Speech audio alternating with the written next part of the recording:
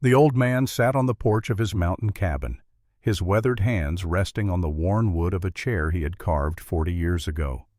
Elijah Hawthorne was 60 years old in the spring of 1898, his body bearing the marks of 6 decades lived hard and honestly. His shoulders were still broad, though they carried a slight stoop now. His hands, scarred and calloused from years of work, trembled slightly in the cool mountain air. Beside him stood Thomas Harper, 18 years old and lean as a whip, with his foster father's gray eyes and his foster mother's dark hair. The young man wore a new uniform, the blue wool still crisp and unworn. On his hip hung a Colt Peacemaker revolver, the walnut grip already shaped to his hand from weeks of practice. At his feet lay a canvas pack containing everything he would need for the journey ahead, the journey to war. Inside the cabin, Kate Hawthorne moved quietly, folding clothes and packing supplies with the careful efficiency of a woman who had learned long ago not to waste motion. At 38, she was still handsome, though pain had carved permanent lines around her eyes and mouth. Her back, hidden beneath layers of practical cotton, carried scars that would never fully fade. She moved with a slight limp, favoring her left side, where old injuries still ached in the cold mountain mornings. Elijah reached down beside his chair and lifted a Winchester Model 1873, the rifle's metal darkened with age and use, but still solid, still reliable. He had carried this weapon for 25 years.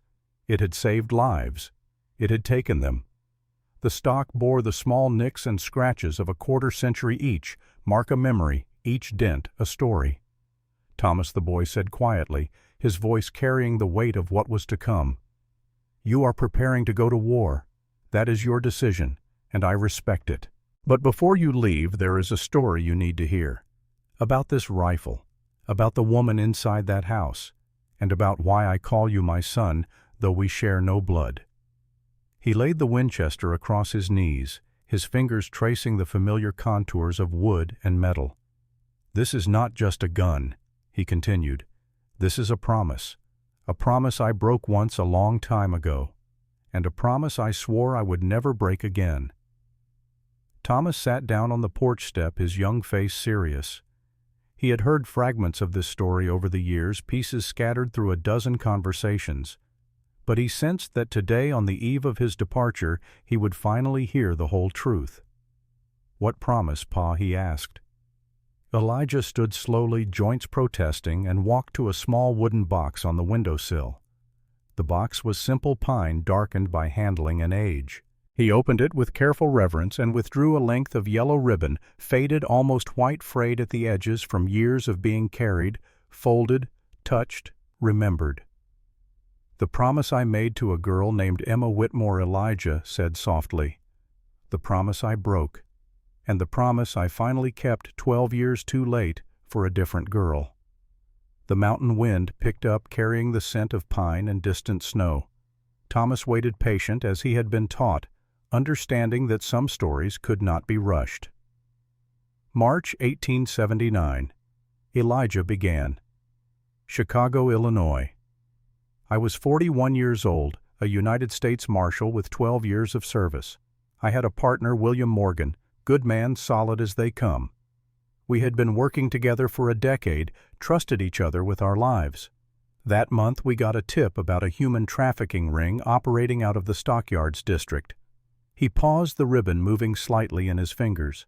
The warehouse was on the south side near the slaughterhouses. The smell alone could knock you down. Blood and offal and the waste of thousands of cattle. We went in quiet just before dawn. William took the front entrance. I went in through a window at the back. We were careful. We had learned to be careful. Thomas watched his father's face, seeing the old pain surface like a scar reopening. The room was 12 feet by 12 feet. Elijah continued, his voice taking on the flat, factual tone of a man reciting evidence. No windows. One door. The air smelled of urine and fear. 6 children. 4 boys, ages maybe 10 to 13. 2 girls. One was 11, the other was 12 years old. Her name was Emma Whitmore. He held up the ribbon. She wore this in her hair. Her mother had given it to her before she was taken from a farm outside Galena. 3 weeks she had been missing. 3 weeks in that room with barely any food, no light, no hope. When I opened that door and she saw my badge, she asked me one question. What did she ask? Thomas said quietly, "Are you going to take us home now?" The words hung in the mountain air. Inside the cabin, Kate had stopped moving. She stood at the window listening, her hand pressed against the glass.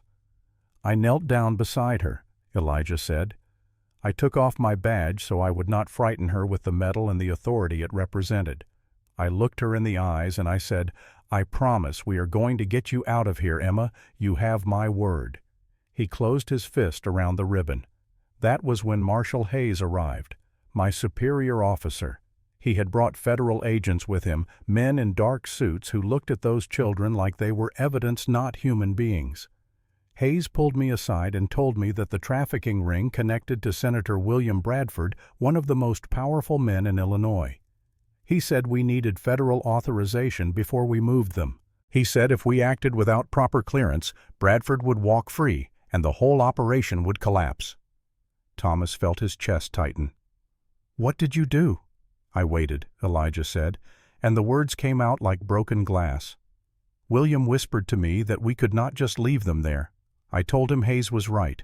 If we moved too soon, if we did not follow procedure, Bradford would escape justice and dozens more children would stay trapped in his network.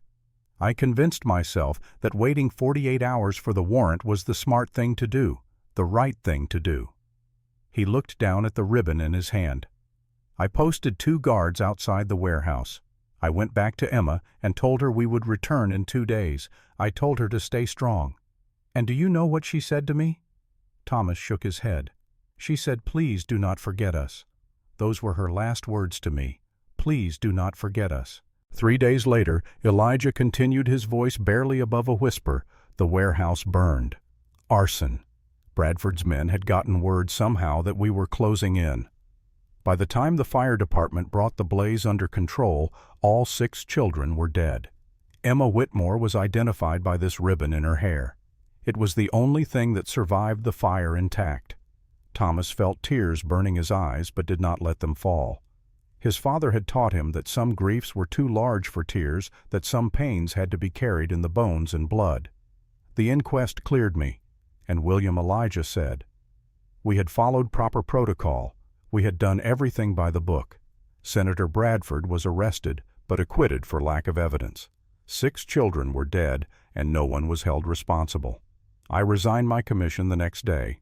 I could not wear that badge anymore. I could not look at myself in a mirror and see a man who had chosen procedure over life, who had valued the law more than the living. He slipped the ribbon back into his vest pocket, keeping it close to his heart where he had carried it for 19 years. "I rode west," he said. "I did not stop until I reached this mountain.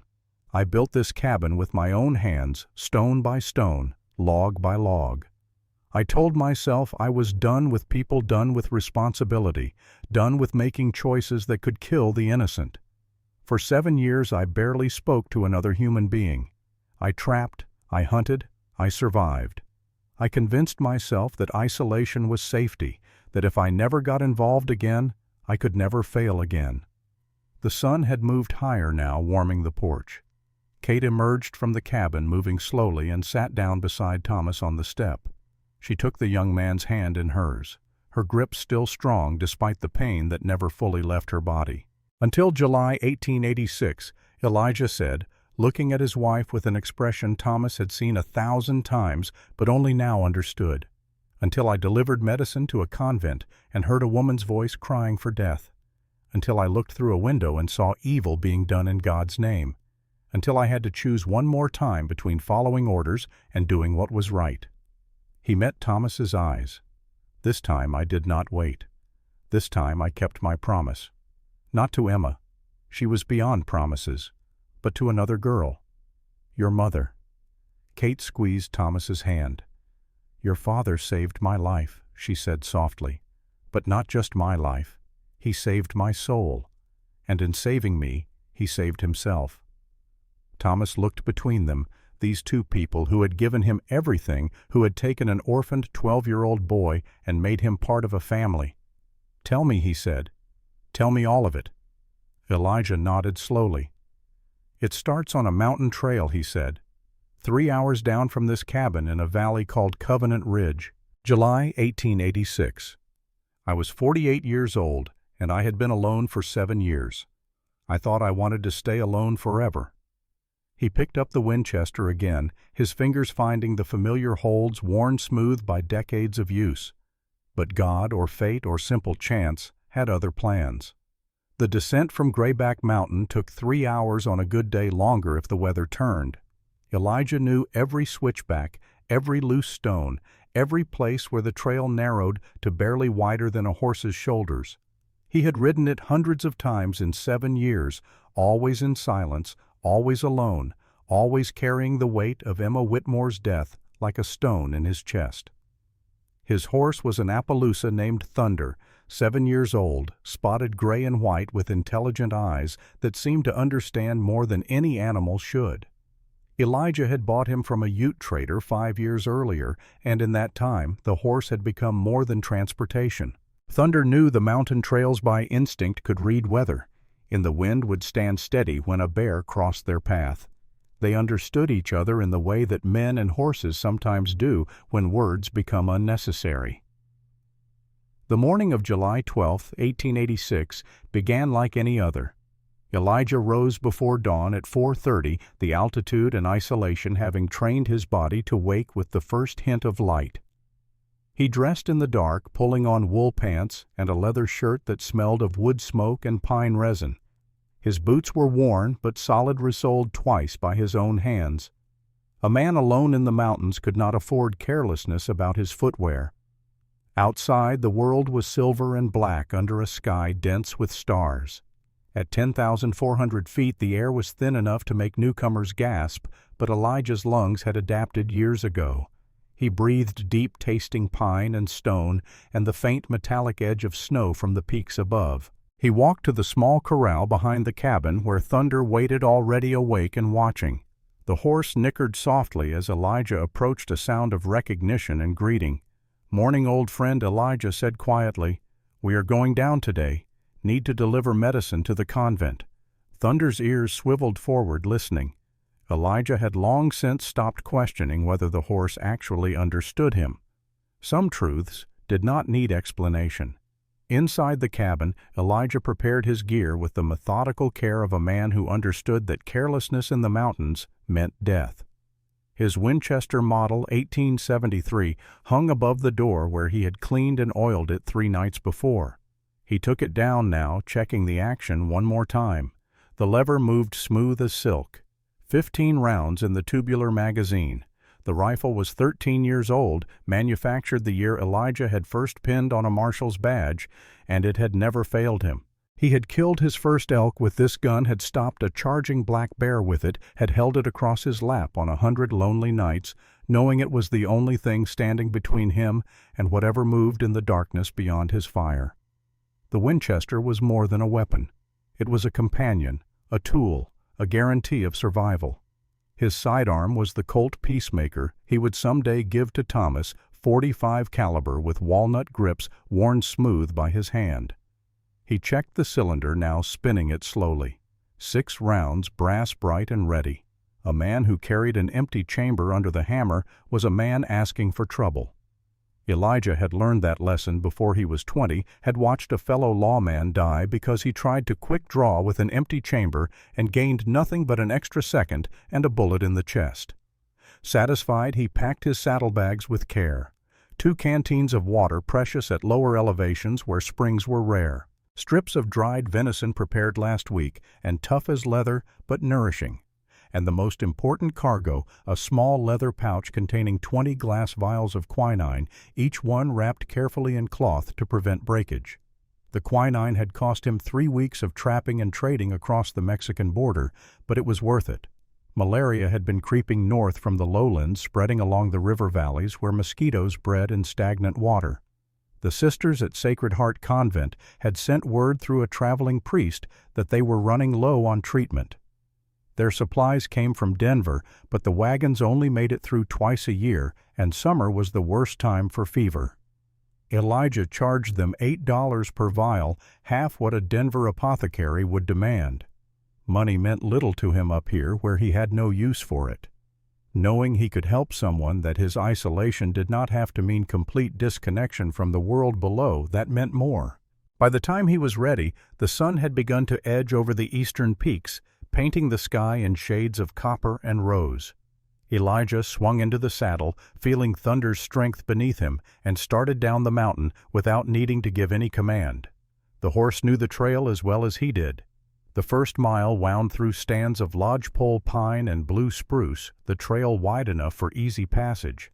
Elijah let Thunder pick his own pace, trusting the animal's instincts about footing and balance. Around them the forest woke slowly. A Clark's nutcracker called from high in a dead tree, its harsh voice echoing across the slopes. A mule deer doe watched them pass, her large ears swiveling to track their movement before she bounded away into the brush with her fawn following close behind. As they dropped in elevation, the air grew warmer and thicker. The sharp bite of high-altitude pine gave way to the dustier scent of sage and juniper. Elijah's mind, as it often did on these long rides, drifted backward through time and memory. He thought of Chicago, the noise and smoke and press of humanity, the way the city had surrounded him from all sides with people who wanted things, needed things, demanded things. He had been a different man there. Marshal Elijah Hawthorne, they had called him a name spoken with respect in some quarters, with fear in others. That man felt like a stranger now, someone Elijah had known once but could barely recognize anymore. The memory came anyway, rising up from the dark place where he kept it locked during the day.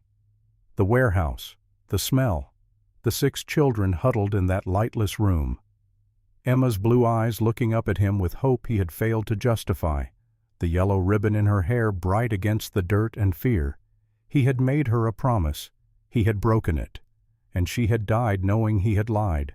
Thunder's pace slowed as they reached a narrow section where the trail ran along a cliff edge, a 100-foot drop to jagged rocks below. Elijah leaned back in the saddle, helping the horse balance. His mind pulled back to the present by the immediate demands of survival. This was not the time for memory. This was the time for attention and care. They passed the dangerous section without incident and emerged onto a wider path that switchbacked down through an aspen grove. The trees were green now in midsummer, but in a few weeks they would turn gold, transforming the mountainside into a river of light. Elijah had seen it 6 times now, each autumn more beautiful than the last. Each season a reminder that the world continued whether he participated in it or not. Covenant Ridge came into view as they rounded the final bend. It was a small town, maybe 200 souls clustered around a crossroads where the freight road met the river trail.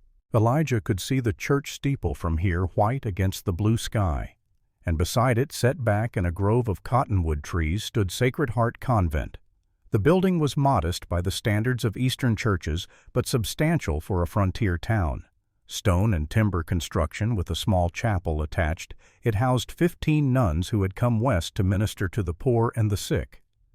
Elijah knew little about them beyond their regular orders for medicine. He preferred it that way. Questions led to conversations. Conversations led to connections. Connections led to responsibility. He rode past the town proper, avoiding the main street where people might want to talk. His reputation preceded him now. The hermit from the mountain, the man who wanted to be left alone. Most folks had learned to respect that, or at least to leave him in peace. A few still tried to engage him in small talk, but Elijah had perfected the art of the non-committal grunt, the nod that acknowledged without encouraging the quick departure that closed off further interaction. At the convent, he dismounted in the side yard, away from the main entrance where visitors would normally approach.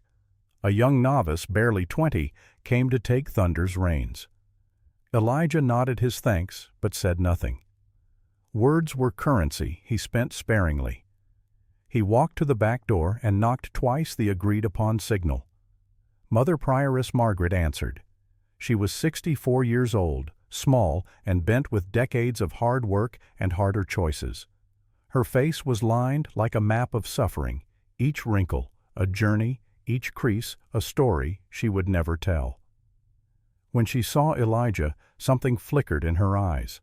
Not quite relief, not quite fear. Something between something that made the hair on the back of his neck rise with wordless warning. "Mr. Hawthorne," she said, her voice soft, barely above a whisper. "Thank you for coming." Elijah handed her the leather pouch containing the quinine vials. 20 vials, he said. Same as last time. $8 each. She took the pouch with trembling hands. Up close, Elijah could see that her eyes were red-rimmed and swollen. She had been crying recently, and often. Her fingers shook as she counted out the money from a small purse, $160 in gold and silver coins. "Are you all right?" Sister Elijah asked, breaking his usual silence because something about her fear demanded acknowledgement. "I am fine," she said too quickly, the lie transparent and desperate. "It is nothing, just the fatigue of age. Thank you for the medicine. God bless you for your kindness." She started to close the door, but Elijah's hand caught it. "Wait," he said, because he had heard something, a sound so faint that he almost missed it over the rustle of wind in the cottonwoods. It came from somewhere inside the building, from a small window set high in the stone wall of what looked like a side chapel or storage room. A woman's voice, low, ragged, desperate. "Please, God, please let me die." Elijah's hand moved instinctively to the Colt at his hip, though he did not draw it. He looked at Mother Margaret, and she would not meet his eyes. Her face had gone pale, and her hands clutched the pouch of medicine like a shield. "What was that?" he asked quietly. "Nothing, Mr. Hawthorne." She was backing away now into the dim interior of the convent. "You should go, please. You should go now." But Elijah was already moving toward the sound, his boots making no noise on the grass. He had been a lawman for 12 years before he resigned. He knew when someone was lying. He knew when fear was trying to hide guilt. And he knew with absolute certainty that something wrong was happening behind that stone wall. The window was 12 feet above ground level, narrow, barely 18 inches wide, designed to let in light while preventing escape. Elijah looked around and spotted a rain barrel positioned against the wall. He rolled it quietly beneath the window and climbed up, balancing carefully, and looked inside. What he saw would change everything. The room was 15 feet by 15 feet, lit only by the single narrow window. In the center stood a heavy oak table, low and scarred by years of use, its legs bolted to the floor. And beside the table on her knees was a young woman. She wore the gray habit of a novice nun, but it had been pulled down to her waist, exposing her back. Elijah's breath caught in his throat. Her back was a map of suffering, a landscape of pain carved into human flesh. Old scars, white and raised, crisscrossed the pale skin in a pattern that spoke of years of repetition. Over the old scars lay new welts, angry and red, some of them still bleeding.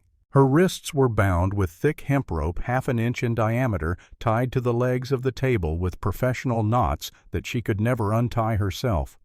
The rope had cut through skin and into the flesh, beneath exposing white bone in places. Her hands were the gray-blue color of poor circulation, the fingers swollen and clumsy. Her head hung forward, dark hair matted with sweat, her whole body shaking either from pain or cold or exhaustion or all three. She was dangerously thin, her ribs visible through the torn fabric of her habit, her shoulders sharp angles that looked wrong, like bones had been broken and healed badly. As Elijah watched, frozen in horror, she lifted her head slightly. Her eyes were gray, he saw now. Gray and hollow and filled with something far worse than pain. They were filled with resignation, with the absolute certainty that no help would come, that this was her life and her death, and no one cared enough to stop it. Behind her in the shadows stood a man in black, Father Nathaniel Blackwood. Elijah had seen him before from a distance, tall and thin, with silver hair, the kind of man who moved through the world with the absolute certainty that he spoke for God. In his hand was a bullwhip, 10 feet of braided leather darkened with old stains that might have been oil or might have been blood. "You must learn," Father Nathaniel said, his voice devoid of emotion, clinical and cold as a surgeon's blade, "that doubt is sin and sin must be purged. This is for your soul, Sister Catherine. Do you understand?" The woman. "Sister." Catherine did not answer. She had no strength left to answer. She simply hung there in her bonds, waiting for the next blow, waiting for death, waiting for anything except what she had, which was endless suffering with no hope of escape.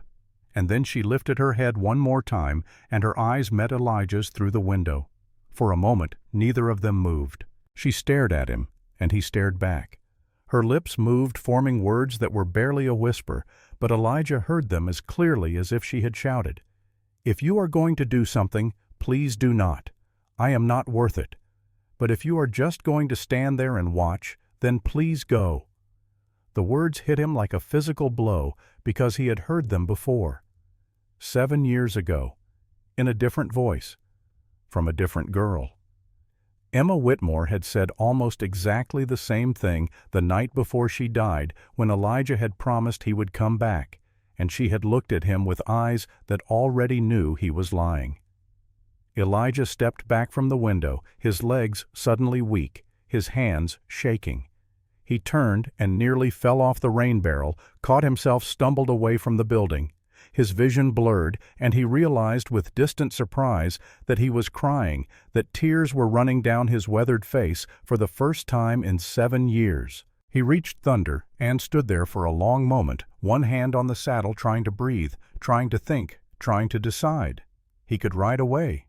He had done it before. He could go back up the mountain, back to his cabin, back to his isolation. He could tell himself it was not his business, that he had no authority here, that getting involved would only lead to failure and death, just like it had with Emma. He could survive by not caring, by not acting, by choosing safety over risk. His hand moved to his vest pocket and withdrew Emma's yellow ribbon. He stared at it, this fragile piece of fabric that had survived a warehouse fire, that had outlasted the girl who wore it, that he had carried for 7 years, like a talisman of failure.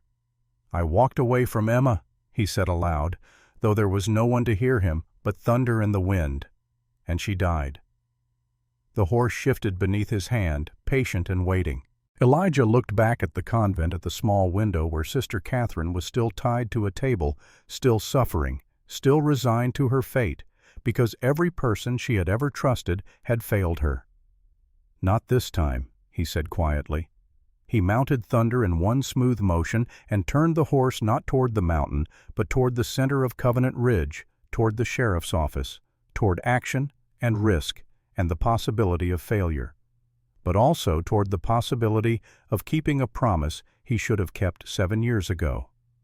Behind him, through the narrow window, Sister Catherine Sullivan watched the mountain man ride away.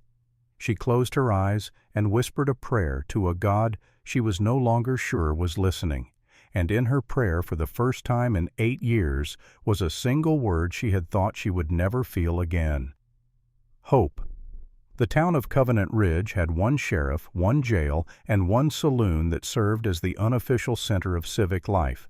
Elijah rode straight past all three, heading instead for the small building at the north end of the main street, where a wooden sign hung above the door: Sheriff William Morgan. He tied Thunder to the hitching post and pushed through the door without knocking. The office was small and spare furnished, with a desk, 2 chairs, and a gun rack holding 3 Winchester rifles. Maps of the Colorado Territory covered one wall. Wanted posters covered another. William Morgan looked up from a stack of papers, his face registering surprise that quickly shifted to concern. He was 46 years old now, 2 years younger than Elijah, with gray streaking his dark hair and lines carved deep around his eyes. They had been partners once, back in the days when both of them wore federal badges, when both of them believed that the law was a thing worth following. Elijah Williams stood setting down his pen. "How long has it been?" 3 years longer, Elijah said flatly. "I need to report a crime." William's expression shifted again, this time to the careful neutrality of a lawman who sensed trouble coming. "Sit down," he said, gesturing to the chair across from his desk. "Tell me." Elijah remained standing. "I saw a woman being tortured at Sacred Heart Convent. A nun, young. Her back was covered in scars, fresh wounds over old ones. She was tied to a table. Father Nathaniel Blackwood was standing over her with a whip. The words came out clipped and factual. Elijah had learned long ago that emotion did not help in situations like this. Facts did. Evidence did. The cold recitation of observed details that could be verified and documented and used in a court of law. William listened without interrupting, his face growing more grim with each sentence. When Elijah finished, the sheriff sank back into his chair and rubbed his face with both hands. God above, William muttered, "Are you certain about what you saw? Do you think I would ride down here if I was not?" "No." William looked up, meeting his old partner's eyes. "No, you would not." "But Elijah, this is complicated. You are talking about Father Nathaniel Blackwood. He is the head priest at Sacred Heart. He is connected to powerful people. His brother Edward owns 12,000 acres in this valley, employs 40 men. The church is backed by Bishop Carmichael in Denver, and Senator Bradford is a personal friend of the bishop." Elijah's jaw tightened at the mention of that name. "The same Senator Bradford from Chicago, the same one whose trafficking ring killed Emma Whitmore," William said quietly. "Yes. The same man who walked free after the inquest because we followed proper procedure and the evidence burned before it could be presented in court. The same man who is now even more powerful than he was 7 years ago. I do not care who he is connected to." Elijah set his voice hard as stone. "You should," William replied, "because if we go after Father Nathaniel without ironclad evidence, he will bury us, and that girl will disappear. You know how this works. Power protects power. The church will close ranks. Bradford will make sure the investigation stalls, and we will be the ones who end up destroyed while the guilty go free. So what do we do?" Elijah asked, though part of him already knew the answer, already felt the familiar weight of procedure settling over action, already sensed that history was about to repeat itself. Before William could respond, the door opened behind Elijah. A younger man stepped in, tall and handsome, with blond hair and a badge pinned to his vest. Deputy Lucas Bennett. Elijah had seen him around town but never spoken to him. There was something about the deputy that had always made Elijah keep his distance, some instinct of danger that he had learned to trust over years of reading men. Sheriff Lucas said, his voice carefully neutral. "I heard voices. Is there a problem?" William hesitated, and in that hesitation Elijah saw something shift. A calculation, a decision being made about who to trust and who to exclude. The sheriff's eyes flicked to Lucas, then to Elijah and back again. "No problem," Marcus Williams said. "Mr. Hawthorne was just leaving." Lucas smiled, but there was no warmth in it. "Mr. Hawthorne, the hermit from the mountain. I have heard about you." Elijah studied him carefully. The deputy wore a gold chain around his neck, visible above his collar, an expensive piece for a man on a lawman's salary. And when Lucas shifted his weight, Elijah caught a glimpse of a ring on his right hand, a signet ring, heavy gold engraved with the initials N and B, Nathaniel Blackwood. Elijah's eyes met Williams, and he saw that the sheriff had noticed too. The deputy was on the priest's payroll. Whatever they discussed in this office would reach Father Nathaniel within the hour. "I will be going now," Elijah said quietly. He nodded to William. "Thank you for your time, Sheriff." He walked out before Lucas could say anything else, his mind already working through possibilities and plans. Outside, he stood beside Thunder for a long moment, thinking. Then he swung into the saddle and rode not toward the mountain, but toward the far end of town, where a small, clapboard house sat behind a white picket fence. Dr. Evelyn Winters answered his knock almost immediately. She was 40 years old, handsome rather than pretty, with dark hair pulled back in a severe bun and sharp, intelligent eyes. She had been one of the first female physicians in Colorado Territory, and she had fought for every inch of respect she now commanded. Her office smelled of carbolic acid and dried herbs, the scent of medicine and healing. "Mr. Hawthorne," she said, not seeming surprised to see him. "Come in." Inside her home was part clinic, part library. Medical texts lined the shelves alongside volumes of anatomy and surgery.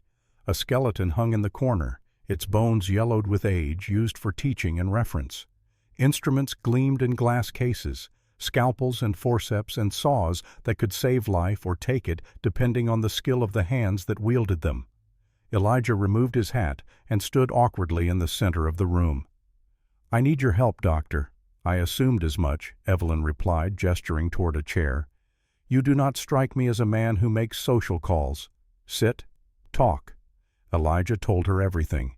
The window, Sister Catherine, the scars, the rope, the resignation in her gray eyes that said she had long since given up hope that anyone would help her. When he finished, Evelyn sat in silence for a long moment, her fingers steepled beneath her chin. "I have heard rumors," she said finally, "about the convent, about Father Nathaniel. Nothing concrete, but enough to make me uneasy. Women speak to me, sometimes tell me things they would not tell a male doctor. I have heard whispers about the chapel of penance, about disciplines that go too far, about girls who enter the convent healthy and leave broken or do not leave at all." "Will you examine her if I can get her out of there?" Elijah asked. Evelyn's answer came without hesitation. "Yes, but you need to understand what you are asking. If I write a medical report documenting systematic abuse, it will destroy Father Nathaniel's reputation.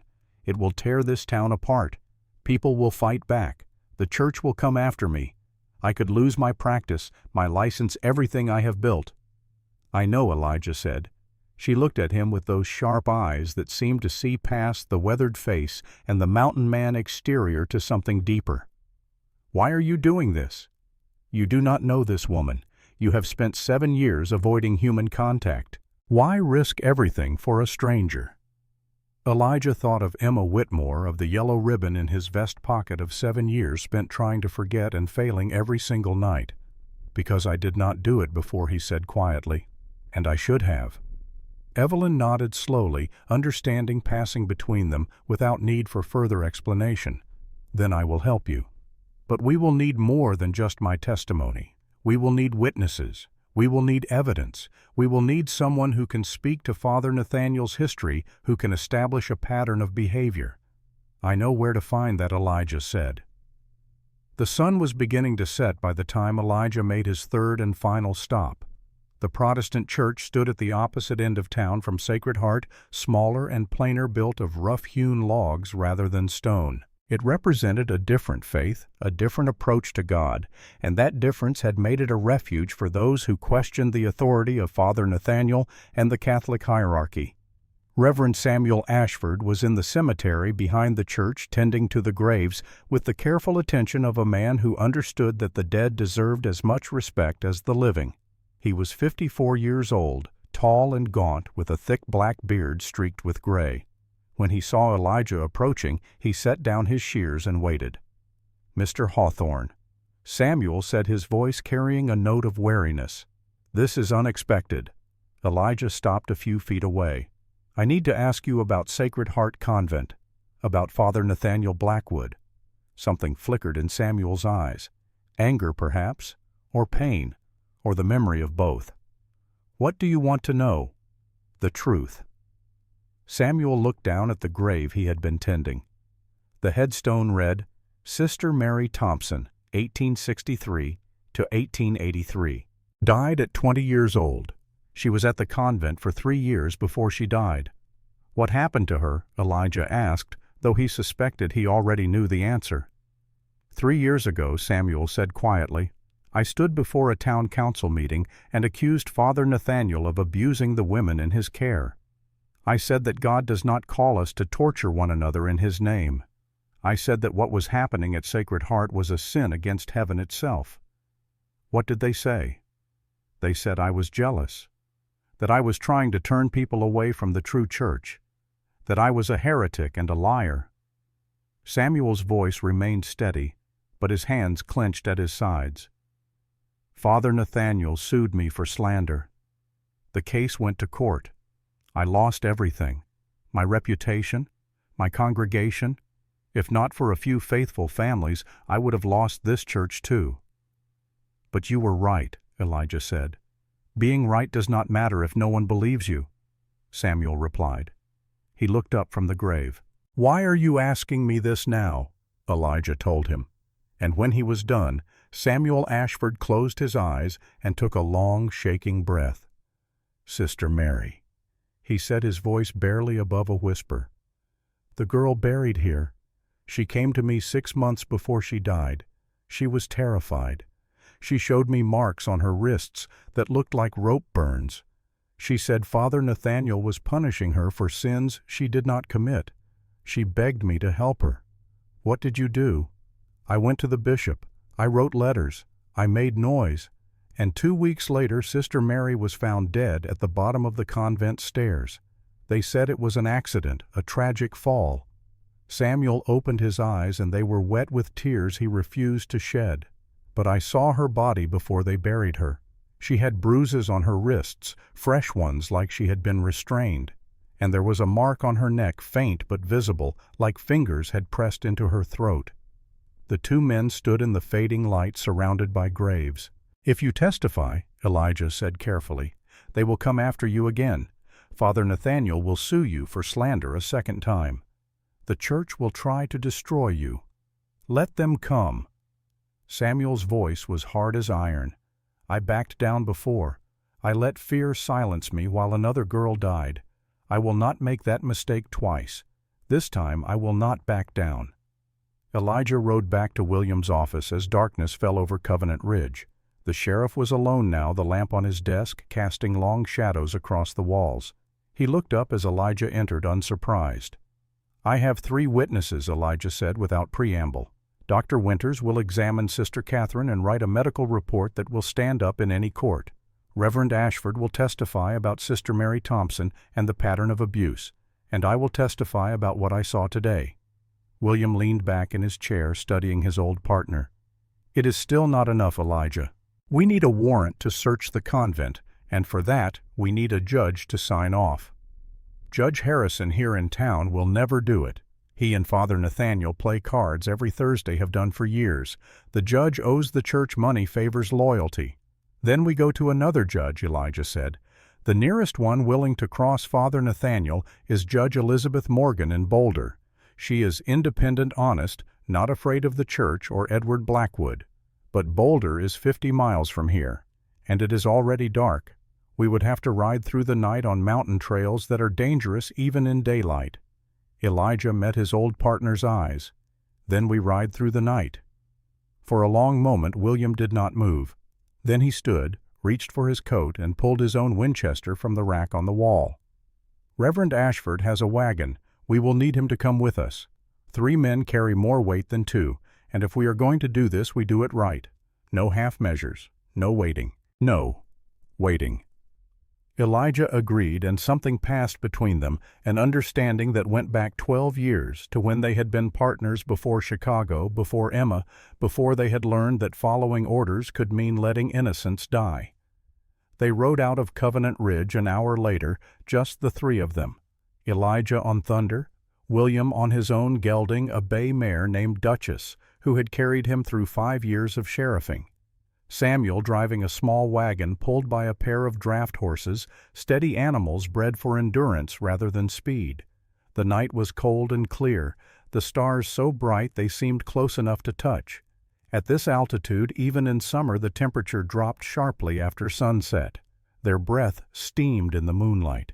The horses moved carefully, finding their footing on a trail that climbed steadily into the high country, following switchbacks up the slopes toward Arapahoe Pass.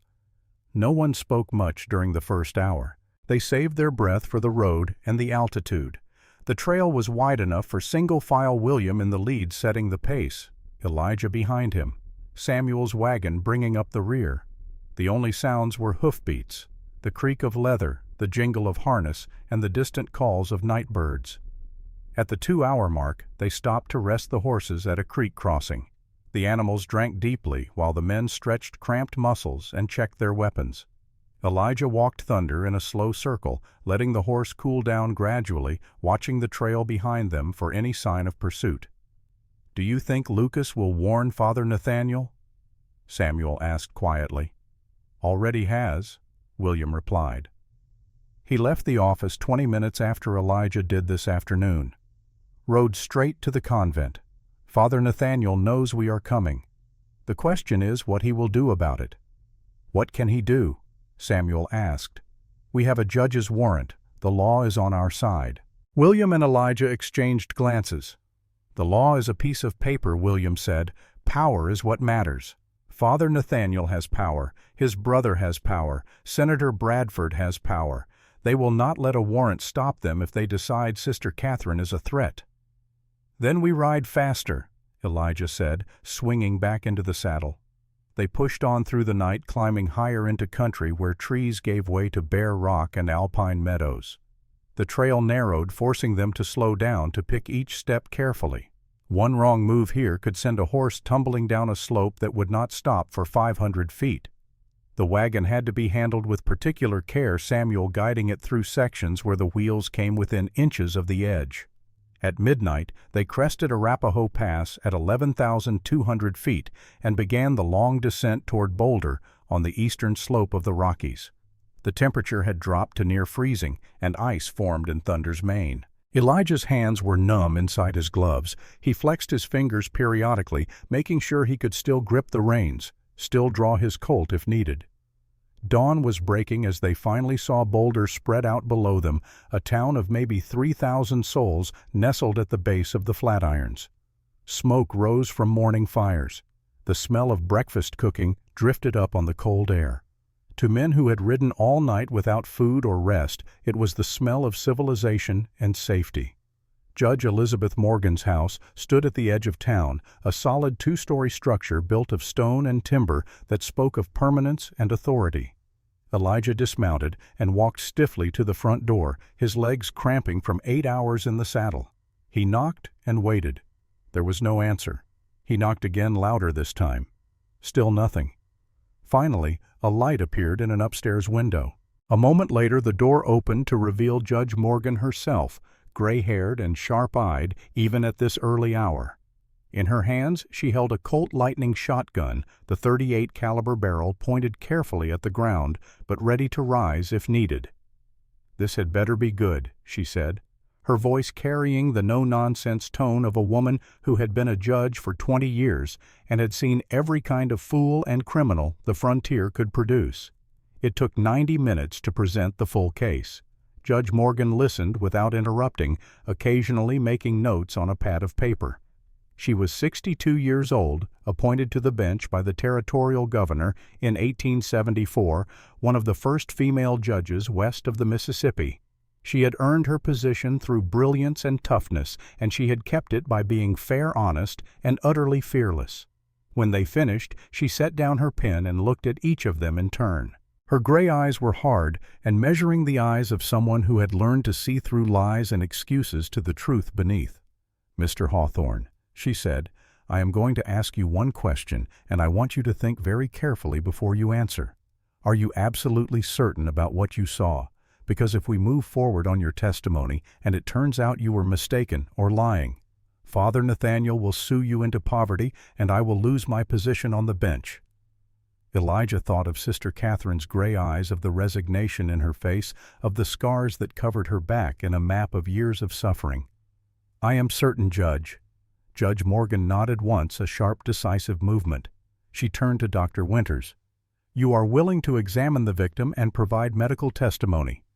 "I am," Evelyn said. "I graduated from the Woman's Medical College of Pennsylvania in 1870. I am licensed to practice medicine in Colorado Territory. My testimony will be expert and professional." "And you, Reverend Ashford," Judge Morgan continued, "you lost a slander suit against Father Nathaniel 3 years ago. The defense will use that to attack your credibility." Samuel met her gaze steadily. "I lost because Sister Mary was dead and no one else would speak. This time the victim is alive. This time I have allies. This time I will not be silenced." The judge studied them for another long moment, then turned to a cabinet and pulled out an official form. She began to fill it in with quick, precise strokes, her handwriting clear and authoritative. When she was done, she signed her name at the bottom and pressed her official seal into red wax, the embossed letters reading Territory of Colorado, Judge E. Morgan. "This warrant," she said, "authorizes you to search Sacred Heart Convent, to interview witnesses, and to remove Sister Catherine Sullivan into protective custody pending a full investigation. It is valid for 72 hours from the time of issuance, which is now 6:15 in the morning, July 13, 1886. She looked at them over the rim of her spectacles. If Father Nathaniel is innocent, he will be cleared, and you will all owe him an apology. If he is guilty, may God have mercy on his soul, because I certainly will not." They rode back toward Covenant Ridge as fast as their tired horses could manage, pushing the animals harder than was wise, but knowing that time mattered more than caution. But they were still 5 miles out when they met a farmer heading to market with a wagon full of vegetables. Sheriff the farmer called out when he recognized William. "You looking for someone?" "What do you mean?" William reined in. "Duchess," his hand moving instinctively toward his sidearm. "Saw Father Nathaniel and that deputy of yours loading a woman into a wagon around midnight. She looked sick, wrapped in blankets. They were headed toward Denver. Thought maybe she needed a doctor or something." Elijah felt his blood turn to ice. He looked at William and saw the same realization dawning on the sheriff's face. "They took her. God above, they took her while we were getting the warrant." "Where would they take her?" Samuel asked. "There is an asylum in Denver," Evelyn said grimly.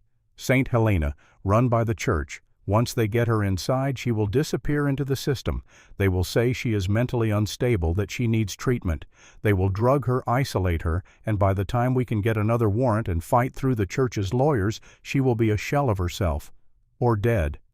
"How far ahead are they?" Elijah asked the farmer. 8 hours, maybe 9, the farmer replied. They were not moving fast. That wagon was heavy, and the woman looked like she could barely sit up. Elijah turned Thunder toward the mountains, toward the high country, and the dangerous trails that most men avoided. "I know where they are going. There is only one road to Denver from here, but there is a shortcut. Eagle's Pass." William's eyes widened. "Elijah, no. That trail is barely wide enough for a horse. One slip and you fall 900 feet. Even in daylight it is suicide. In your condition after riding all night, it is beyond foolish." I rode it once before Elijah set his voice flat and final. 13 years ago, when I was still a marshal, we were tracking a fugitive who knew the territory. My partner said it was suicide, but I made it through. Thunder can handle it. And it cuts 2 hours off the journey to the Denver road. 2 hours might be all Sister Catherine has. William grabbed Elijah's arm. "If you fall, you die. No one will even find your body." Elijah pulled his arm free and met his old partner's eyes. "Then I better not fall." He spurred Thunder into a gallop and disappeared into the trees, leaving William and the others staring after him. The trail to Eagle's Pass was everything William had warned and worse. It climbed steeply through thick forest where branches whipped at Elijah's face and low limbs threatened to sweep him from the saddle. Thunder's hooves slipped on loose pine needles and hidden rocks. They were moving too fast for safety, but Elijah could not slow down, could not stop, could not let Sister Catherine disappear into an asylum where no one would ever find her again. After 40 minutes of brutal climbing, they emerged onto the exposed ridge that gave Eagle's Pass its name. The trail here was barely 3 feet wide in places, narrowing to 18 inches at its worst. On one side was the mountain granite, rising another 1,000 feet toward the peaks. On the other side was nothing, just a sheer drop of 900 feet to a boulder field that would leave nothing recognizable of horse or rider. The wind up here was fierce, gusting to 40 miles per hour, strong enough to push a man off balance. Thunder's ears flattened against his head as he felt the danger, every instinct screaming at him to turn back to find a safer path. But the horse trusted Elijah had trusted him for 7 years, and when Elijah urged him forward, Thunder went. They had covered perhaps 200 yards when the trail narrowed to its most dangerous section. Here the path was barely wider than Thunder's body, the inside wall of the mountain smooth granite with no handholds, the outside edge crumbling shale over empty air. Elijah dismounted and led Thunder by the reins, walking ahead to test the footing, distributing his weight carefully to avoid breaking through the loose surface layer. Halfway across the narrow section, disaster struck. A piece of shale the size of a dinner plate broke loose under Thunder's right front hoof. The horse's weight shifted his 800 pounds, lurching toward the cliff edge. Thunder stumbled, his hindquarters sliding toward the drop, his eyes rolling white with terror. Elijah dropped to his knees and grabbed the bridle with both hands, digging his heels into the trail and leaning back with all his strength. Thunder steady. His voice was calm, despite the adrenaline screaming through his veins. "Steady, old friend." The horse's weight was pulling them both toward the edge. Elijah could feel his boots losing purchase on the loose rock, could see the valley 900 feet below, could imagine the fall that would kill them both in seconds. He slammed the buttstock of his Winchester into a crack in the granite wall, using the rifle as an anchor point, and pulled on the bridle with desperate strength. Thunder scrambled his hooves, finding purchase on solid rock beneath the shale layer. The horse lunged away from the cliff edge, nearly bowling Elijah over in his panic, but they were both back on firm ground, both alive, both shaking with the nearness of death. Elijah stood for a moment, his hand on Thunder's neck, feeling the horse's heart hammering beneath the hide. If I die here, he thought, Kate dies in that asylum. Not acceptable. He stripped Thunder's saddle off and left it on the trail, reducing the horse's burden by 35 pounds. The saddle could be retrieved later if they survived. "Lighter load," he said quietly to Thunder. "Better balance. Let us go." They made it across the narrow section and began the descent on the far side of the pass, where the trail switchbacked down through aspen groves and alpine meadows. Thunder was more confident now, having survived the worst part, and Elijah remounted bareback, gripping the horse's mane for balance as they picked up speed. They reached the Denver road in 80 minutes, having saved nearly 2 hours compared to the main trail. And there, at a creek crossing where wagons stopped to water their horses, Elijah saw what he had been searching for. A wagon stood beside the water. 2 horses drank from the creek. Father Nathaniel stood beside them, checking the harness. In the driver's seat sat Deputy Lucas Bennett, his hand resting on the revolver at his hip. And in the back of the wagon, barely visible beneath a canvas tarp, was a small figure wrapped in blankets. Elijah dismounted 100 yards away and tied Thunder to a tree. Then he pulled his Winchester from where it was slung across his back, checked the action one more time, and walked into the clearing with the rifle held at low ready position. Father Nathaniel saw him first. The priest's face registered surprise, then calculation, then a cold, controlled fury. "Mr. Hawthorne," he said, his voice mild, "you are persistent. I will give you that." Elijah stopped 20 feet away. "Step away from the wagon." "Or what? You will shoot a priest if I have to." Lucas Bennett's hand moved toward his revolver. Elijah swung the Winchester toward him without seeming to hurry, the barrel coming up smooth and fast. "Do not." The deputy froze his hand inches from his gun. His face had gone pale. He had seen the way Elijah moved, had recognized the economy of motion that came from years of experience, and he understood that drawing would be suicide. From the back of the wagon came a sound, a whimper, then a weak voice barely audible. "You came back." Sister Catherine pulled herself upright, her hands still bound with rope, her face pale as death. Beside her sat another figure in gray, a young novice Elijah recognized from the convent. Sister Rebecca Hayes, barely 20 years old, her face streaked with tears. Throughout the journey from Sacred Heart to this creek, Rebecca had sat silent, her hands folded in the posture of obedience she had been taught since childhood. She had watched Father Nathaniel tie Catherine's wrists. She had heard Catherine's quiet sobs of pain. She had done nothing, said nothing, been nothing but another tool of the man who claimed to speak for God. But something had changed in the hours since they left the convent. Perhaps it was seeing Catherine's resignation, the way she had stopped fighting, stopped hoping, stopped believing that anyone would help her.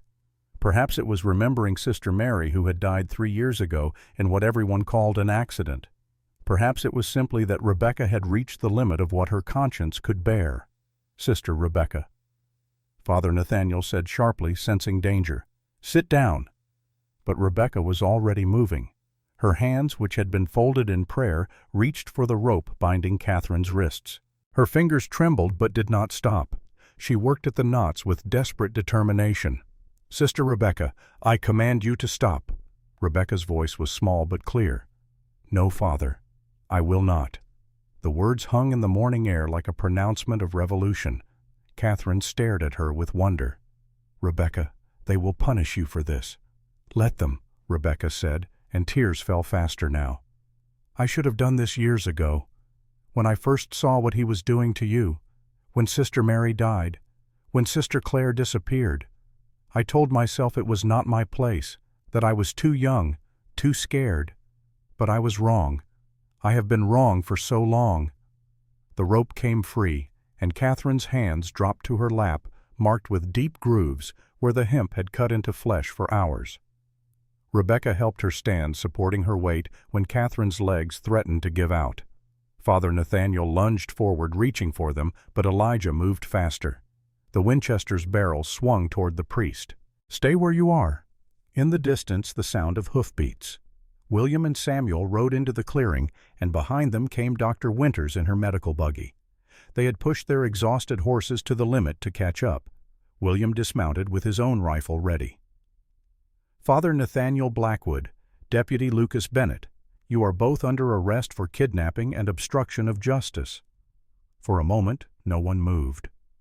Then Lucas Bennett made his choice. His hand closed around the grip of his revolver, a Colt Army .45 similar to Elijah's Peacemaker. The barrel began to rise, aiming at Elijah's chest. Elijah's finger found the trigger of his Winchester.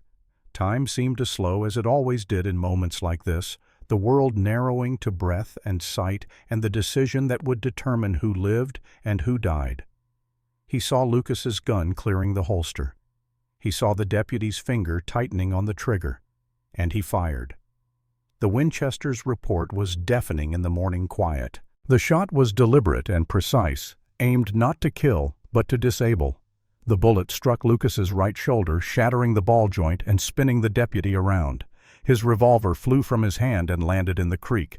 Lucas clutched his shoulder blood seeping between his fingers and fell to his knees with his face white with shock. Father Nathaniel tried one more time to reach the wagon to reclaim control of Sister Catherine and Sister Rebecca, but William grabbed the priest by the arm and spun him around, slamming him face first against the wagon's side. "Do not move." Samuel rushed to Catherine and caught her as her legs finally gave out completely. Dr. Winters was already there with her medical bag, checking Catherine's pulse, her breathing, her eyes. The doctor's face grew grimmer with each discovery. Elijah kept his rifle trained on Lucas, who had sunk all the way to the ground, now still clutching his shoulder, his face contorted with pain and disbelief. "You shot me?" The deputy said, his voice thick. "You shot a lawman." Elijah's voice was flat and cold. "You drew first, and you stopped being a lawman the moment you chose to protect a criminal instead of upholding the law." William produced iron manacles and secured Father Nathaniel's wrists behind his back. The priest did not struggle, but his eyes burned with cold rage. "This is persecution," he said, his voice still carrying that tone of absolute authority. "You are attacking the church itself. The bishop will hear of this. Senator Bradford will hear of this. You are all finished," maybe William said calmly. "But right now you are under arrest. Kidnapping, false imprisonment, assault. We can add more charges later." He turned to Lucas, who was swaying slightly, his eyes unfocused. "Lucas, I am placing you under arrest as well. Conspiracy, obstruction, aiding, and abetting.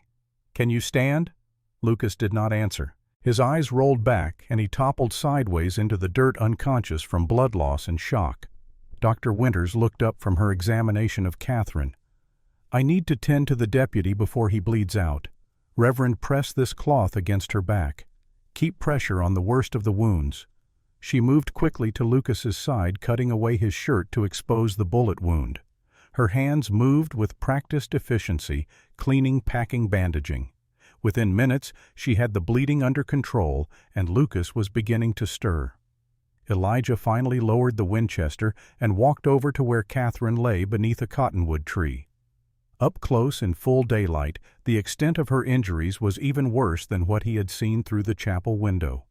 Her back was destroyed, a landscape of scar tissue and fresh wounds that would take months to heal if they ever truly healed at all. Her wrists were rubbed raw, some areas showing white bone. She was dangerously thin, her ribs visible through the torn fabric of her habit. But her eyes were open, and they were watching him. Why, she whispered, "You do not know me. Why did you come back?" Elijah knelt beside her, and for a moment he did not know how to answer. How could he explain 7 years of guilt, 7 years of waking up at night seeing Emma Whitmore's face. 7 years of knowing he had failed when it mattered most. Because I should have come back before, he said finally, for someone else. And I did not. And she died. I will not make that mistake twice. Understanding flickered in Catherine's gray eyes. The girl, she said. Emma. Elijah's throat tightened. How do you know that name? You said it, Catherine replied, when you were fighting with the deputy. You said her name. You said you would not let another girl die because you waited. Her hand moved slowly, painfully, until her fingers touched his. I am sorry you lost her, but you saved me. That has to count for something. Before Elijah could respond, Dr. Winters returned, wiping blood from her hands. The deputy will live, she said. Now let me look at you properly, child. She began a thorough examination, her professional detachment slipping as she discovered injury after injury. 23 scars on Catherine's back ranging from months to years old. 7 fresh welts from within the past 2 weeks. 2 ribs that had been broken and healed incorrectly, causing chronic pain and restricted breathing. Signs of prolonged malnutrition. Evidence of repeated trauma to the wrists and shoulders from being bound for extended periods. When she was done, Dr. Winters sat back on her heels and looked at William with eyes that had seen every kind of injury the frontier could inflict, but had never seen deliberate, systematic torture like this. This is the worst case of abuse I have encountered in 20 years of medical practice, she said, her voice shaking slightly. Whoever did this should hang. Father Nathaniel, still manacled to the wagon wheel, spoke for the first time since his arrest. His voice was calm, almost gentle, carrying that absolute certainty of righteousness that made him more dangerous than any outlaw with a gun. I was saving her soul. She was full of doubt, full of sin. The body must suffer so the spirit can be purified. This is the teaching of the saints. This is the path to God. Catherine flinched at his words as if they were physical blows. And then something changed in her expression. Not pain, not fear, but a kind of terrible understanding, a final shattering of whatever hold he had still maintained over her mind. You believe that, she said softly, her voice carrying across the clearing. You actually believe you were helping me? Of course, Father Nathaniel replied without hesitation.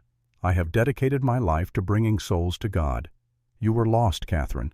I was trying to show you the way. By torturing me. Her voice was still quiet, but there was steel in it now. By making me hate myself, by making me wish I was dead. By teaching you that this world is suffering, Father Nathaniel said patiently, as if explaining something simple to a slow child. And that only through suffering can we reach heaven. Pain purifies. Pain brings us closer to Christ's sacrifice. This is not cruelty. This is love. Catherine closed her eyes. When she opened them again, tears were streaming down her face, but her voice remained steady. Then your God is not my God, because my God does not want me to suffer. My God wants me to be free. Silence fell over the clearing. Even Father Nathaniel had no answer to that. The absolute certainty that had sustained him, the unshakable belief that he acted in God's name and with God's approval, met something it could not overcome. A woman who had suffered everything he could inflict and had emerged with her soul intact, able to reject his twisted theology with simple, devastating clarity. William checked the son's position. We need to move. It is a long ride back to Covenant Ridge, and we have a wounded man and a severely injured woman. Dr. Winters, can she travel? Not on horseback, Evelyn replied. She needs to be in the wagon lying down, and we need to move slowly. Any jostling could reopen wounds that have barely begun to clot. They made camp there for the remainder of the day, letting Catherine rest and Lucas stabilize. Elijah and Samuel took turns standing watch while William wrote out formal arrest warrants and documented the scene. Dr. Winters tended to both patients, though she gave most of her attention to Catherine cleaning wounds with carbolic acid solution, applying honey as an antibacterial agent, bandaging with boiled cotton to prevent infection. As the afternoon wore on, Catherine fell into an exhausted sleep. Elijah sat nearby with his rifle across his knees, watching the surrounding forest for any sign of trouble. His mind kept turning over Father Nathaniel's words. I was saving her soul. The man genuinely believed he was doing good. That made him more dangerous than any outlaw Elijah had ever faced. An outlaw knew he was breaking the law, but a man who believed God was on his side would never stop, never question, never doubt. It was almost dark when William came to sit beside him. You know what happens next, William said quietly. This is going to tear the town apart, maybe the whole territory. Father Nathaniel has powerful friends. The church will close ranks. They will call this an attack on religious freedom. They will make us out to be the villains. I know, Elijah replied. And you are still willing to go through with it. Elijah looked at Catherine sleeping fitfully beneath Samuel's coat. She trusted me when she had no reason to trust anyone. I am not going to betray that trust. William nodded slowly. Then we do this together. Like old times. Like old times, Elijah agreed. They clasped hands once briefly, and that was enough. Word count report. Part 1 was approximately 7,000 words. Part 2 is approximately 7,500 words. Total so far 14,500 words. Based on the outline requiring parts 3 through 6, approximately 6,500 to 7,500 words remain to complete the full 20,000, 22,000 word target across the remaining sections. The journey back to Covenant Ridge took 2 full days. They traveled slowly, stopping frequently to let Catherine rest and to change Lucas's bandages. The deputy remained sullen and silent, refusing to speak except to demand water. Father Nathaniel, by contrast, seemed almost serene. He prayed constantly, his lips moving in silent recitation of Latin prayers, his face showing no remorse, no doubt, no recognition that he had done anything wrong. On the evening of the second day, they finally saw the lights of Covenant Ridge ahead, warm and welcoming in the gathering dusk. But as they drew closer, Elijah's jaw tightened. Something was wrong. A crowd had gathered in the town square, at least 50 people, some carrying torches, despite the fact that full darkness had not yet fallen. And at the front of the crowd stood a tall, imposing man in expensive clothes, Edward Blackwood, Father Nathaniel's older brother, 60 years old, with silver hair and the kind of face that looked like it had been carved from granite. He had made his fortune in land and cattle, and he wielded power in this valley the way some men wielded a knife, with precision and without mercy. William reined in his horse, raising his hand to stop the wagon. This could get ugly, he said quietly. Elijah checked his Winchester. Still had 13 rounds left after the shooting at the creek. He loosened the Colt in its holster, making sure it would draw smoothly if needed. Behind them, Samuel moved the buggy with Catherine behind the armed men, putting her body between potential danger and the protection of those who had risked everything to save her. Edward Blackwood stepped forward as they approached, his eyes scanning the group with cold calculation. Sheriff Morgan, he said, his voice carrying easily in the quiet evening. I understand you have arrested my brother. That is correct, Mr. Blackwood. William replied, his voice steady. Father Nathaniel has been charged with multiple counts of assault, false imprisonment, and kidnapping, on whose testimony multiple witnesses, William said, including physical evidence documented by Dr. Winters. Edward's eyes flicked to the wagon where Catherine lay, then to Elijah. And this mountain hermit is one of your witnesses, a man who has not spoken 10 words to anyone in 7 years, whose word against my brother's. My word stands, Elijah said quietly. Edward smiled, but there was no warmth in it, no humor, only the cold satisfaction of a man about to deliver a blow he had been planning for hours. Your word, the word of a disgraced former marshal who ran away from Chicago after children died on his watch. Yes, Mr. Hawthorne, I know who you are. Did you think your past would stay buried forever? I had you investigated the moment you started causing trouble. Emma Whitmore. 6 children burned to death in a warehouse because you followed orders instead of acting. That is who vouches for my brother's guilt. A coward and a failure. The words hit like punches. Elijah felt every eye in the crowd turn toward him, felt their judgment, felt the old shame rising up like bile in his throat. The crowd began to murmur hostile now, seeing him not as a rescuer, but as the man Edward had painted a failure trying to redeem himself by destroying an innocent priest. But then he felt something else, a hand on his arm. He looked down and saw that Catherine had pulled herself upright in the wagon, Dr. Winters trying to stop her, but Catherine shaking her off with surprising strength. She was pale and shaking, barely able to stand, but her gray eyes were clear and focused. Her voice was weak, but it carried in the sudden silence. "Mr. Blackwood, you can attack his past all you want, but Mr. Hawthorne is the only person in this entire town who helped me. Your brother tied me to a table. He beat me until I bled. For 8 years, every week, sometimes twice a week. He told me I was worthless. He told me God wanted me to suffer. He told me that pain would make me holy." She paused, gathering strength, and when she spoke again, her voice was stronger. "And every person in this town heard rumors, whispers about the Chapel of Penance, stories about Sister Mary's death, questions about Sister Clare's disappearance. But no one did anything. No one stood up. No one helped." Her hand gestured toward Elijah. "Until the disgraced marshal looked through a window and decided I was worth saving." The crowd shifted. An elderly woman near the edge stepped aside, creating a gap. Then another person moved. And another. Murmurs ran through the gathering, no longer hostile, but uncertain questioning. Some people began to leave uncomfortable with what they were hearing, unwilling to be part of a mob anymore. The path began to open. William drove the wagon forward. "We are taking the prisoners to jail," he announced.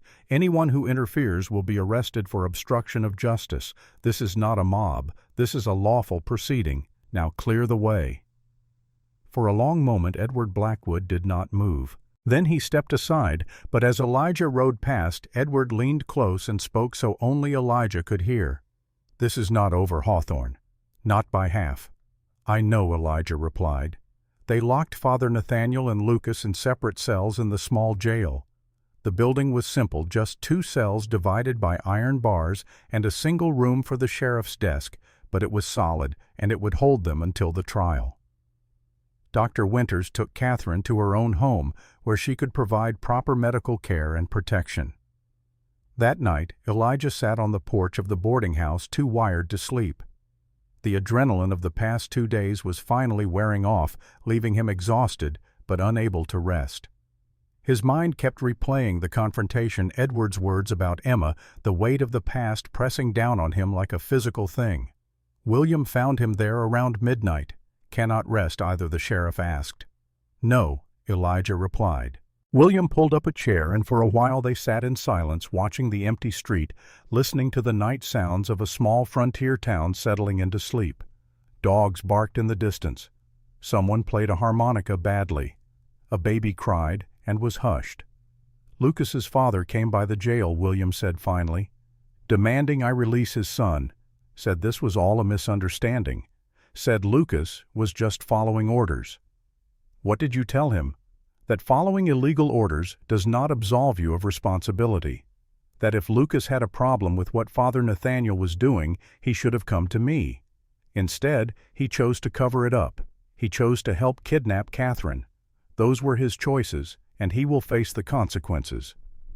Elijah nodded, staring out at the darkness. "The children in Chicago," he said suddenly. "Do you want to know what really happened? The whole truth?" William leaned back in his chair. "Only if you want to tell me." So Elijah told him. Everything. The warehouse, the smell, the 6 children huddled in that lightless room. Emma Whitmore with her yellow ribbon asking if he was going to take them home.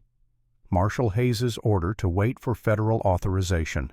The calculation Elijah had made, weighing 6 lives against the larger case against Senator Bradford, choosing procedure over immediate action, because that was what he had been trained to do, what he believed was right. And 4 days later the warehouse burned. Elijah said quietly, "All 6 children died. The inquest cleared me. Said I had followed proper protocol. But protocol killed those children as surely as the fire did. I made a choice, and they paid for it with their lives." William was quiet for a long time. "Hayes gave you a direct order," he said finally.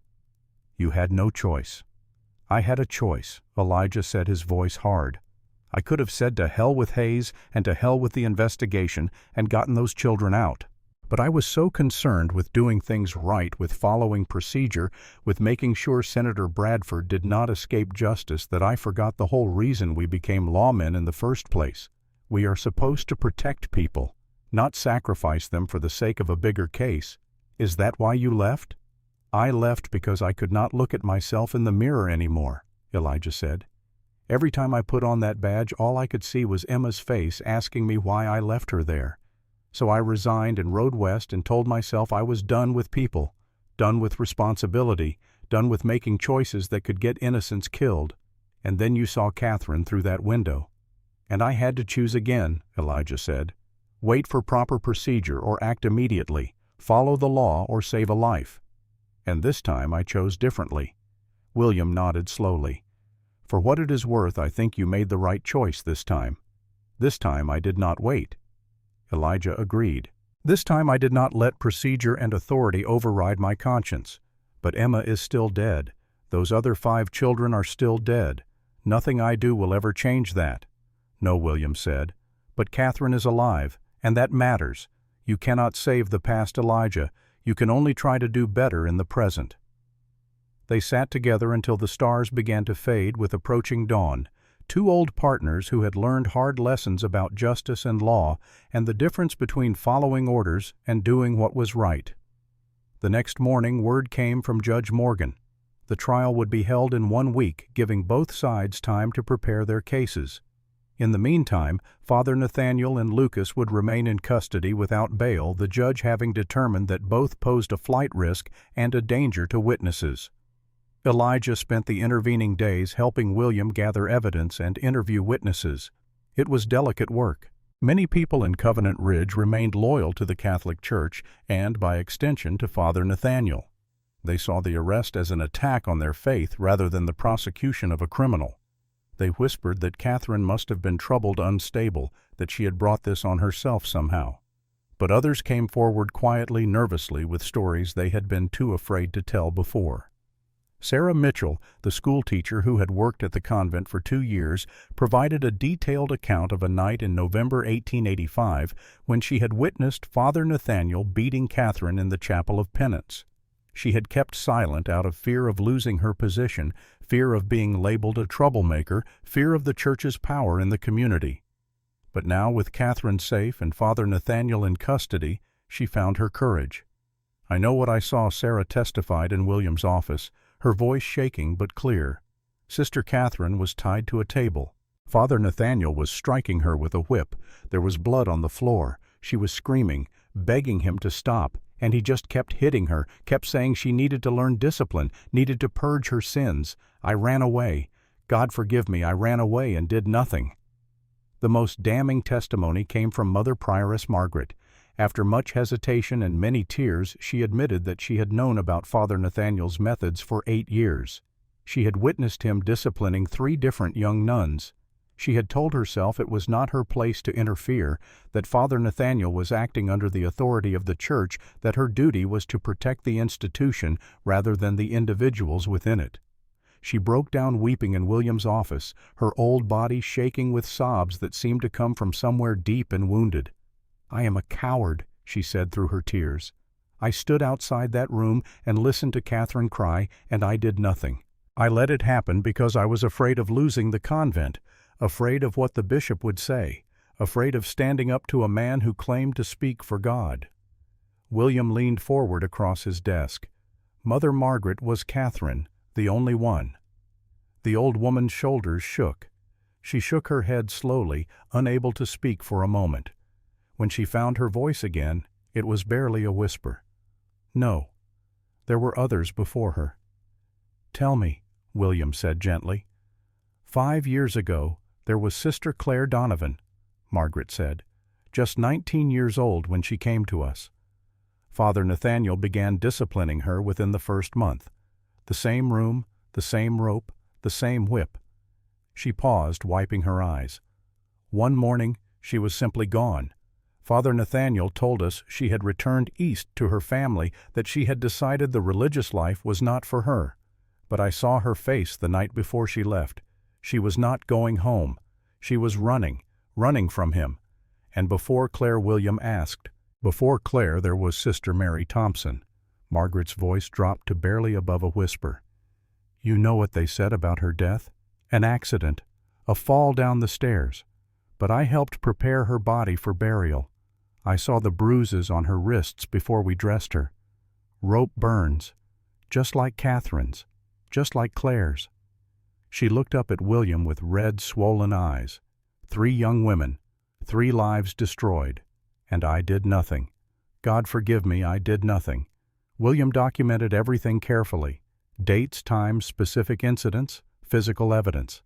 By the end of the week, he had built a case that even Edward Blackwood's expensive lawyers would have trouble defeating. But everyone knew that the most important testimony would come from Catherine herself, and no one was certain she would be strong enough to testify. 6 days after the arrest, Elijah went to visit her at Dr. Winter's house. He found her sitting in the garden wrapped in a shawl despite the warm afternoon sun. She looked better than she had at the creek. Some color had returned to her cheeks, and she had gained back a few pounds. But there was still a fragility to her, a brittleness that suggested she might shatter if handled too roughly. "Mr. Hawthorne," she said when she saw him, and her smile was genuine. "I hoped you would come." He sat on the bench beside her, keeping a respectful distance, his hat in his hands. "How are you feeling?" Catherine looked down at her hands, then back at him. "Better. Dr. Winters says my back is healing well. The ribs still hurt, but that will pass." She paused, her expression growing serious. "She also says I need to testify at the trial, that without my testimony, Father Nathaniel might go free." "You do not have to," Elijah said. "We have other witnesses.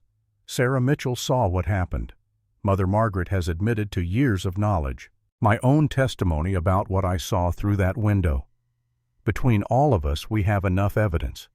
But it is not the same, is it?" Catherine said quietly. "Everyone else is second-hand. They saw the aftermath or heard about it later. Only I know the full truth of what happened in that room. Only I can explain what 8 years of that treatment does to a person's mind and soul." Elijah nodded slowly. "Testifying will be hard. Father Nathaniel's lawyers will try to discredit you. They will say you are lying, that you are mentally unstable, that you wanted this to happen somehow. They will make it seem like you are the one on trial instead of him." Catherine's hands tightened on her shawl. "I know. Dr. Winters warned me about what to expect. But if I do not speak, then everything he did to me was for nothing. All that pain, all those years, if I stay silent now, then he wins. Then he gets to continue believing he was right, that he was serving God, that his victims deserved what happened to them." She met Elijah's eyes. "You taught me something, Mr. Hawthorne. When you came back to that creek, when you risked everything to stop him, you taught me that sometimes doing the right thing means doing the thing that scares you most. I have been scared for 8 years. I think it is time I stop being scared and start being brave." Before Elijah could respond, Dr. Winters appeared at the garden door with another visitor, Sister Rebecca Hayes from the convent. The young nun was small and dark-haired, with the kind of face that looked like it had never quite lost its baby softness. When she saw Catherine, she burst into tears. "I am so sorry," Rebecca said, falling to her knees beside the bench. "I knew what he was doing. I saw him hurt you so many times, and I never said anything. I never helped you. I just stood there like a coward while you suffered." Catherine reached out and took Rebecca's hand. "You were not a coward. You were scared. We all were. But you are speaking up now. You are testifying. That is what matters. I want to do the same," Rebecca said through her tears. "I want to tell them what I saw. I want to make sure he never hurts anyone again. I want every person in that courtroom to know that what happened was not God's will. It was one man's cruelty hidden behind religious authority." Elijah felt something shift in his chest as he watched these 2 young women, both damaged by the same man, both finding courage in each other's presence. Rebecca reminded him of himself before Chicago, before Emma, before he learned that sometimes following the rules meant people died. She was frightened and guilty and determined to do better, to be brave despite her fear. "Then you should testify," he said gently. "Both of you together. Tell them the truth. Make them understand what really happened behind those convent walls." Rebecca looked up at him with hope dawning in her eyes. "Will they listen? Will they believe two nuns against a priest?" "They will," Elijah said, "if I have anything to say about it." The day of the trial arrived with unseasonable heat. The town hall had been converted into a temporary courtroom. Every seat filled, people standing in the aisles and crowding the doorways. Judge Elizabeth Morgan presided from behind a heavy oak table, her face stern and impassive. She had traveled from Boulder for this trial, understanding that its outcome would affect far more than just one priest and one victim.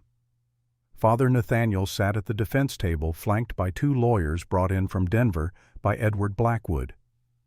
The priest was dressed in his clerical garb, and he had spent the morning before the trial hearing confessions and giving blessings to his supporters. It was a calculated move designed to remind everyone that he was not just a man on trial, but a representative of the church itself, a servant of God, being persecuted by those who did not understand the demands of true faith. Lucas sat at a separate table with his own lawyer. His arm was still in a sling, and he looked pale and miserable, understanding, perhaps for the first time, that his loyalty to Father Nathaniel was going to cost him 10 years of his life. William served as prosecutor, though he had little formal legal training. He had spent the past week reading law books and consulting with Judge Morgan by telegraph, preparing arguments and anticipating defenses. Now he stood before the packed courtroom and began to lay out the case against Father Nathaniel Blackwood. He called Sarah Mitchell first. She testified about the night she witnessed Catherine being beaten, her voice shaking but clear. Father Nathaniel's lawyer, a man named Victor Stratton, Cross, examined her aggressively, trying to suggest she had been drinking, that she was tired, that she might have misinterpreted what she saw in poor light. But Sarah held firm. "I know what I saw," she said, her voice growing stronger with each question. Sister Catherine was tied to a table. Father Nathaniel was striking her with a whip. She was screaming. There was blood on the floor. I did not misinterpret anything. I saw evil being done, and I was too frightened to stop it. But I am not too frightened anymore. Next came Mother Prioress Margaret. The old woman looked like she had aged 10 years in the past week. Her voice was barely above a whisper as she described 8 years of willful blindness, 8 years of hearing screams and seeing scars and doing nothing, because she had convinced herself that her first duty was to the institution rather than to the people it was supposed to serve. "I knew," she said, her voice breaking. "God help me, I knew. I heard the screams. I saw the marks. I knew what he was doing to those girls, and I did nothing. I told myself it was not my place to question. I told myself that Father Nathaniel knew better than I did. I told myself that my duty was to protect the convent, to protect the church. But I was wrong. I was so terribly wrong." Stratton tried to discredit her, suggesting she was senile or confused, but the weight of her guilt was too evident to be dismissed. When she stepped down, she looked directly at Catherine and mouthed 2 words: "I am sorry." Dr. Winters testified next, presenting her medical findings with clinical precision.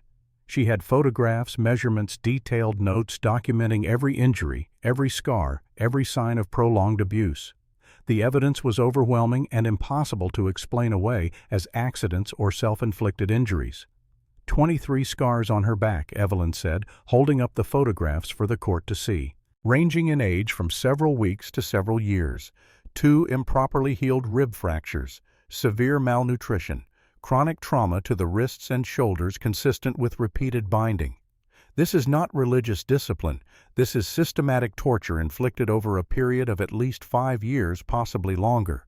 Then came Reverend Samuel Ashford, who testified about Sister Mary Thompson and the suspicious circumstances of her death. He spoke about the bruises he had seen on her wrists, before burial bruises that could not be explained by a fall downstairs. He spoke about his previous attempt to bring charges against Father Nathaniel and how the church had destroyed him for daring to speak up. And finally, Elijah himself took the stand. He described what he had seen through the window of the chapel of penance, speaking plainly and without embellishment, letting the facts speak for themselves. When he was done, Stratton stood for cross-examination. "Mr. Hawthorne, is it true that you were dismissed from the United States Marshal Service under questionable circumstances?" "I resigned," Elijah replied. After children died while in your custody, Elijah felt every eye in the courtroom turn toward him. He forced himself to meet Stratton's gaze steadily. "6 children died because I followed orders instead of doing what was right. That is true, and I have lived with that failure every day for 7 years, which is exactly why I am here now, because I will not make the same mistake twice." The courtroom erupted in murmurs.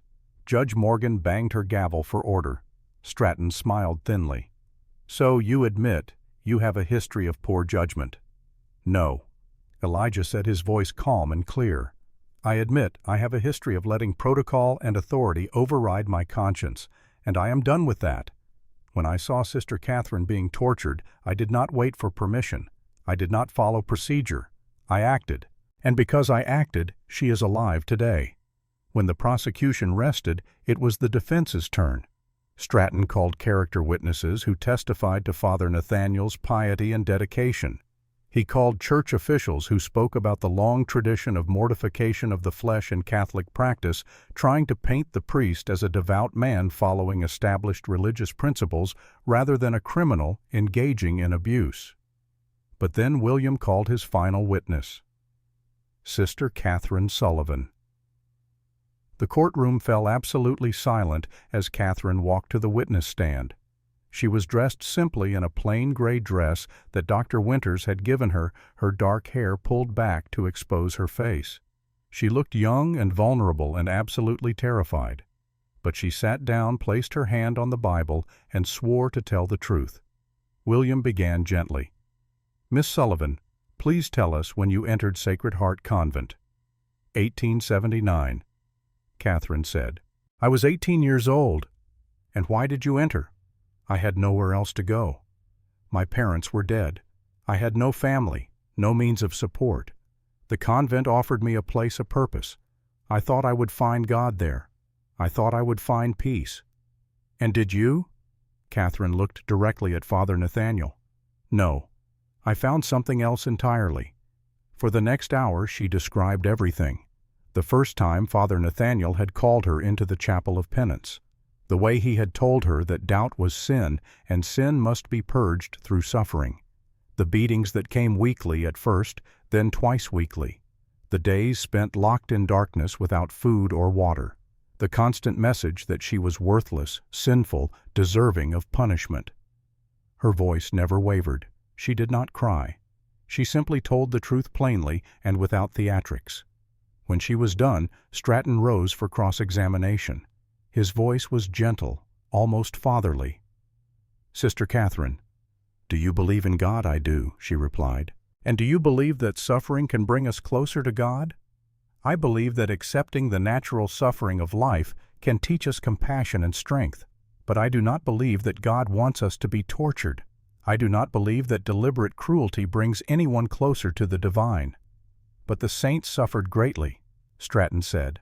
"Saint Sebastian, Saint Lawrence, Saint Catherine herself, for whom your convent is named. They endured terrible torments." "They were martyred by enemies of the faith," Catherine replied. "Not by other Christians, not by priests who claimed to love them. There is a difference between suffering inflicted by those who hate God and suffering inflicted by those who claim to serve Him." Stratton's expression hardened. "Is it not true that you repeatedly questioned your vocation, that you doubted your calling?" "Yes." "So you were, in fact, a troubled young woman, uncertain, unstable." Catherine's hands tightened in her lap, but her voice remained steady. "I doubted because I was being hurt. I questioned whether I had a vocation because every day in that convent was torture. But Father Nathaniel told me the doubt itself was proof of my sinfulness, that if I truly loved God, I would accept the punishment without question, that my inability to submit proved I was full of pride and rebellion." "And did you ever try to leave?" "Where would I have gone? I had no money, no family, no skills beyond prayer and housework. Father Nathaniel made sure I knew that if I left the convent, I would die on the streets, that the convent was my only hope of salvation. He told me that leaving would be a mortal sin, that I would burn in hell for eternity if I turned my back on my vows. It was then that Father Nathaniel himself rose to his feet. His lawyer tried to pull him back down, but the priest shook him off. His voice rang through the courtroom with absolute conviction. "You were full of pride, Catherine, full of doubt and rebellion. I was trying to save your immortal soul. Every blow was an act of love. Every punishment was meant to bring you closer to God. If you had only submitted, if you had accepted the discipline with a humble heart, you would have been purified." Catherine stood facing him fully across the courtroom, and then for the first time since the trial began, she smiled. It was a sad smile, but it was genuine. "I used to believe you," she said softly. "I used to think that if I just tried harder, prayed more, accepted more pain, I would finally be good enough. Finally, be worthy." But then Mr. Hawthorne looked through that window, and he did not see a sinner who deserved punishment. He saw a human being who needed help, and that was when I realized the truth. She took a breath. "You were not trying to save my soul. You were trying to control me, to break me, to make me so afraid and so ashamed that I would never question you. And you almost succeeded, but you failed, because someone stood up for me. Someone saw me as a person worth saving, and that taught me more about God than 8 years of your punishments ever did." The courtroom was absolutely silent. Even Stratton had no response. Judge Morgan leaned forward. "Father Nathaniel, do you have anything else to say?" The priest opened his mouth, then closed it. For the first time, he had no words. "Then this court is adjourned until tomorrow, when I will render my verdict." That night Elijah walked through the empty streets of Covenant Ridge, his mind churning with everything that had happened. Catherine's testimony had been powerful, devastating in its simple honesty. But would it be enough? Father Nathaniel still had powerful supporters, still had the weight of the church behind him, and juries, even judges, could be swayed by politics and pressure. He found himself at the cemetery behind Reverend Samuel's church. The graves were dark shapes in the moonlight. He walked until he found the one he was looking for. Sister Mary Thompson, died at 20 years old. "I am sorry I could not help you," he said quietly to the stone, "but I helped Catherine. That is something, at least." Behind him a voice spoke. "It is more than something. It is everything." He turned to find Catherine standing at the cemetery gate, wrapped in her shawl, her face pale in the moonlight. "You should not be out here alone," he said. "Neither should you," she replied, walking toward him. "I wanted to thank you for testifying, for everything. You do not need to thank me." "Yes, I do." She stopped beside the grave. "Because you gave me something I thought I had lost forever. The belief that there are good people in the world, people who will stand up for others even when it costs them something." Elijah thought of Emma Whitmore, of the yellow ribbon he still carried, of 7 years spent trying to atone for a single failure. "I am not a good person. I am just someone trying to do better than I did before." Catherine reached out and took his hand. It was the first time she had voluntarily touched him. "Then you are succeeding." The morning of the verdict broke clear and cold. Frost covered the ground, unusual for late July, even at this elevation. People took it as an omen, though, of what they could not say. The entire town seemed to hold its breath as Judge Elizabeth Morgan took her seat behind the oak table. The courtroom was even more crowded than it had been during the trial. Every seat was filled. People stood 3 deep along the walls. Outside, those who could not fit inside pressed against the windows, straining to hear. Father Nathaniel sat straight-backed at the defense table, his hands folded in prayer. Lucas slumped beside his own lawyer, looking like he had not slept in days. On the other side of the room, Catherine sat between Dr. Winters and Sister Rebecca, her face composed, but her hands trembling slightly in her lap. Judge Morgan shuffled her papers, then looked up. The room fell silent. "This court has heard testimony over 2 days," she began. "We have examined evidence. We have listened to witnesses for both the prosecution and the defense. Now it falls to me to render judgment." She paused. her eyes moving across the courtroom, taking in every face. The defense argues that Father Nathaniel Blackwood was acting within his religious authority, that the discipline he administered was in keeping with centuries of Catholic tradition regarding mortification of the flesh, that Sister Catherine Sullivan was a willing participant in her own spiritual development. Edward Blackwood, sitting in the front row, nodded with a small smile touching his lips. However, Judge Morgan continued, her voice growing harder. The evidence tells a different story. Dr. Winter's medical examination documented 23 separate scars on Miss Sullivan's back, ranging in age from several weeks to several years. 2 improperly healed rib fractures, severe malnutrition, chronic trauma to the wrists and shoulders consistent with repeated binding over extended periods. The smile vanished from Edward's face. This was not spiritual discipline, the judge said. This was torture. Systematic, prolonged, inflicted on a vulnerable young woman who had no family, no resources, and no way to escape. And it was done not once but repeatedly over a period of 8 years. Her voice grew harder still. Furthermore, the testimony of Mother Prioress Margaret confirms that Father Nathaniel engaged in this behavior with at least 3 different young women. Sister Mary Thompson, who died under mysterious circumstances. Sister Claire Donovan, who disappeared and has not been heard from in 2 years, and Sister Catherine Sullivan, who survived only because Mr. Hawthorne happened to look through a window at the right moment. Catherine's hand found Rebecca's and gripped it tightly.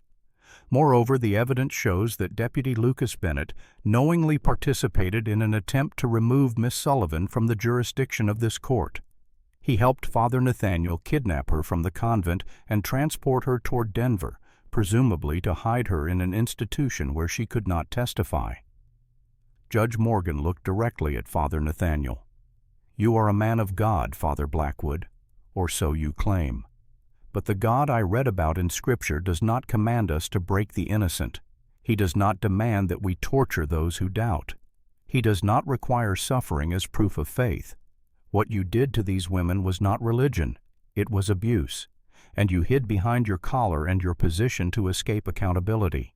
She picked up her gavel. "I find Father Nathaniel Blackwood guilty of assault and battery, false imprisonment, and abuse of authority.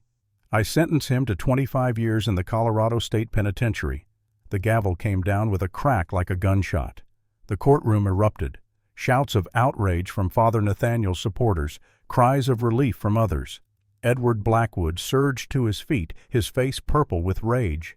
"This is persecution," he shouted, "an attack on the church itself. I will appeal to the governor, to the president if necessary."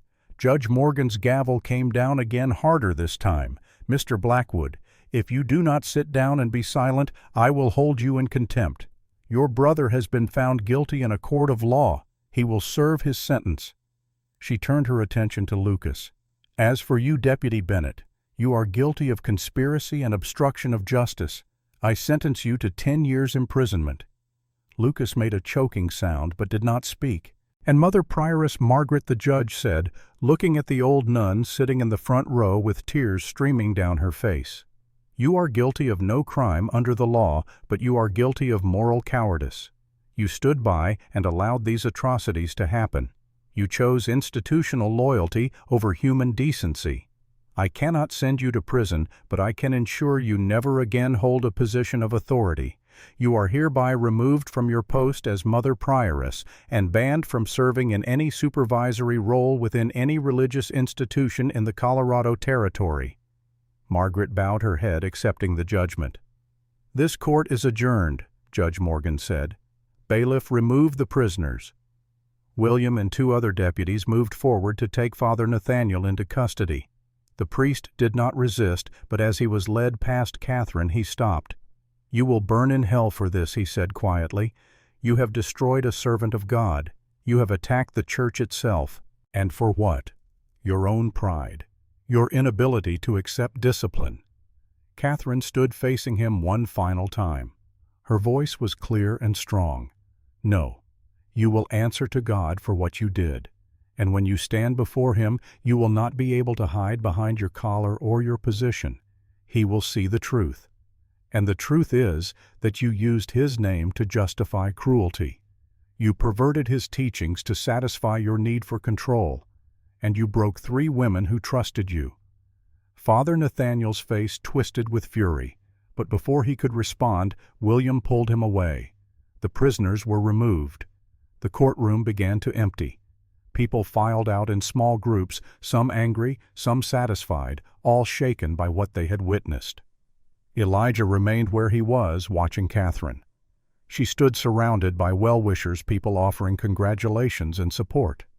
But he could see the exhaustion in her face, the way she swayed slightly on her feet. He caught Dr. Winter's eye and nodded toward the door. The doctor understood immediately. "All right, everyone," she said firmly. "That is enough for now.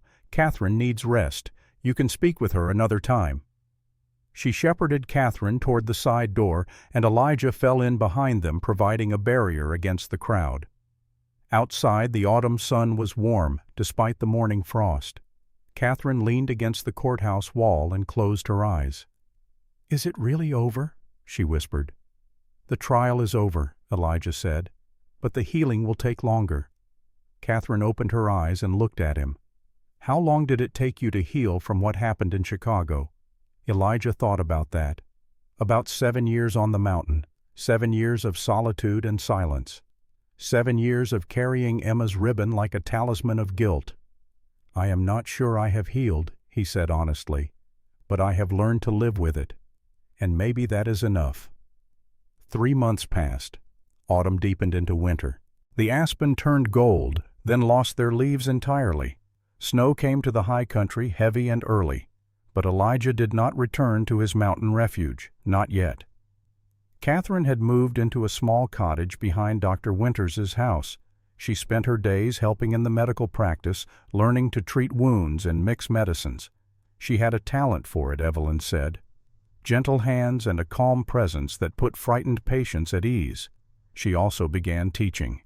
3 afternoons a week, children from the poorer families in town would gather in Reverend Samuel's church, and Catherine would teach them to read and write. She used no religious texts. Instead, she taught from books of poetry and history, opening worlds these children had never imagined. Elijah helped when he could. He was not much for teaching, but he could chop wood for the church stove and make sure the building stayed warm. He could walk Catherine home on the nights when her lessons ran late and the streets were dark. They talked during these walks, about everything and nothing, about the future and the past, about faith and doubt and the strange paths that had brought them to this moment.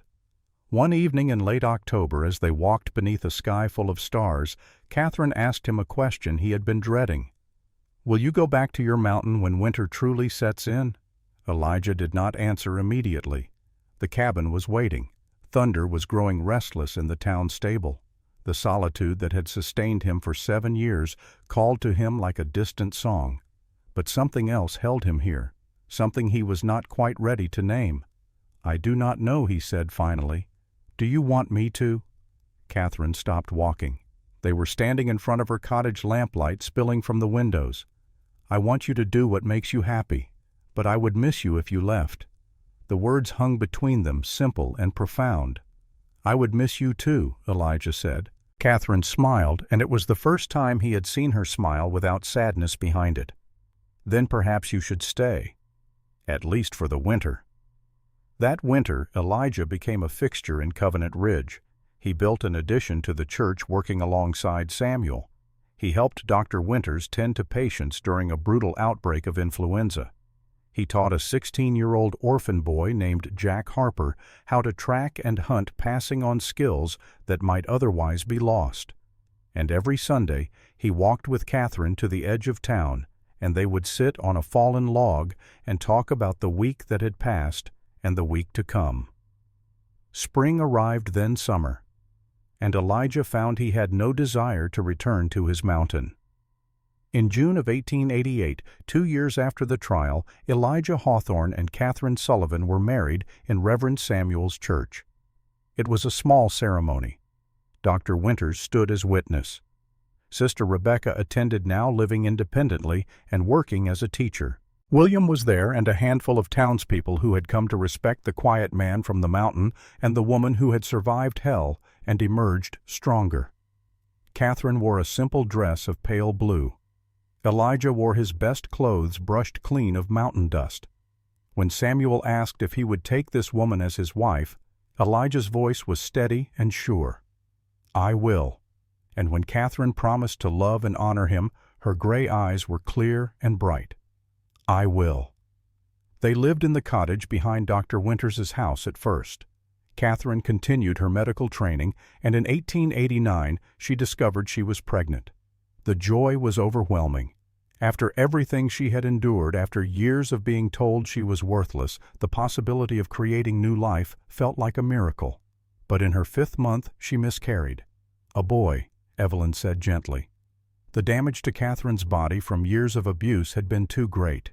She would likely never carry a child to term. Catherine wept in Elijah's arms, and he held her through the long night, saying nothing, because there were no words that could ease that particular grief. But they did not let it break them.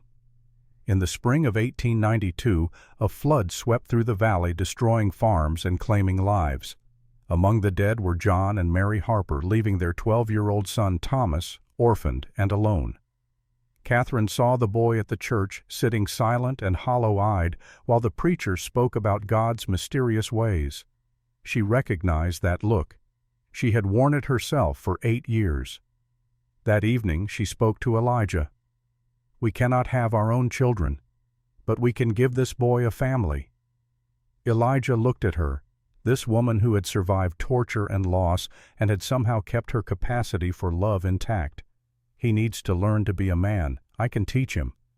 They adopted Thomas Harper in June of 1892. It took time for the boy to trust them, to believe that this home was real and permanent. But slowly, month by month, he opened up.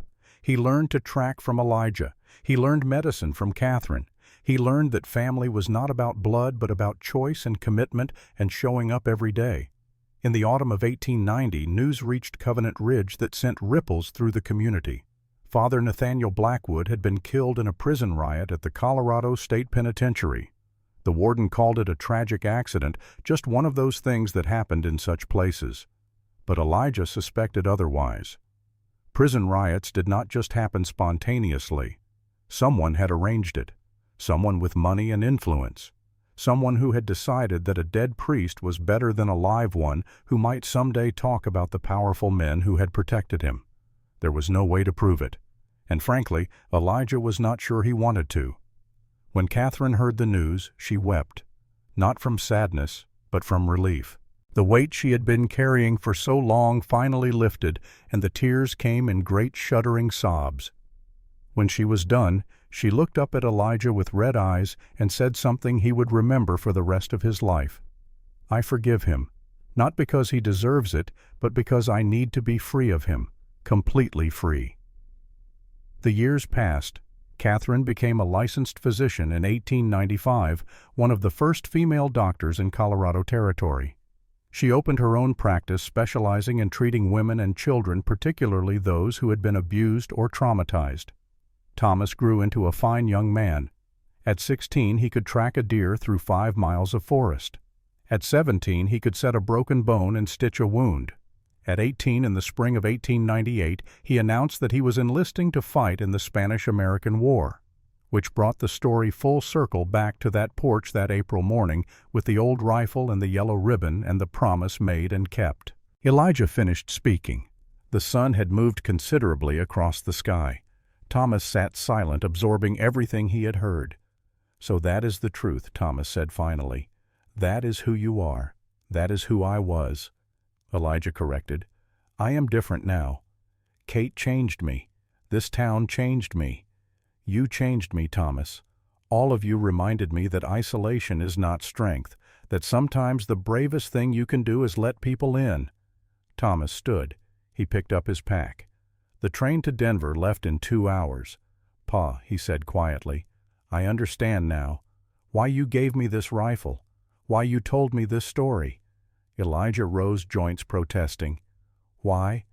Because you are telling me not to wait. If I see someone who needs help, I act, even if it is dangerous, even if I might fail." "Especially then," Elijah said. Kate emerged from the cabin. her eyes red from crying but her face composed. She walked to Thomas and held him one last time. "You remember those 3 promises," she said. "Come back alive. Write every week. Remember my family." Kate nodded. "I love you. You are my son. Blood does not matter." "I love you too, Mother." Elijah walked Thomas down the mountain trail to where the wagon waited to take him to town. At the bottom they stood facing each other, this old man and this young one, bound not by blood but by choice and love and shared understanding. Elijah held out the Winchester. "This rifle saved your mother. It saved many others. Now it goes to war with you. Bring it back, and bring yourself back." Thomas took the rifle, feeling the weight of it, the history of it. "I promise." They embraced briefly, the way men do, and then Thomas climbed into the wagon. As it pulled away, he looked back and saw Elijah standing alone on the trail, one hand raised in farewell.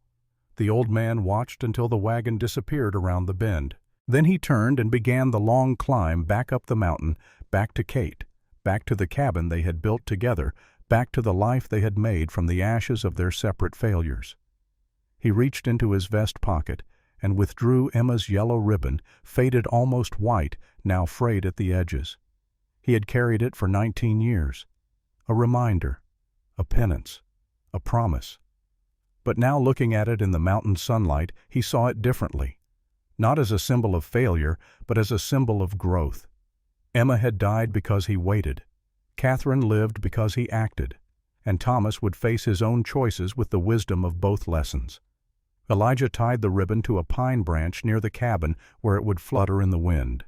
A marker, a memorial, a letting go. Then he went inside where Kate waited and closed the door on the past. The story was not over. It would never be over. Thomas would come back from war changed, harder, but alive. He would marry Sarah Mitchell, the school teacher who had testified at the trial. They would have children. Those children would have children. The line would continue generation after generation, each one carrying forward the lesson that Elijah had learned through blood and grief and grace. That sometimes the bravest thing you can do is not to follow orders, but to follow your conscience. Not to wait for permission, but to act when action is needed.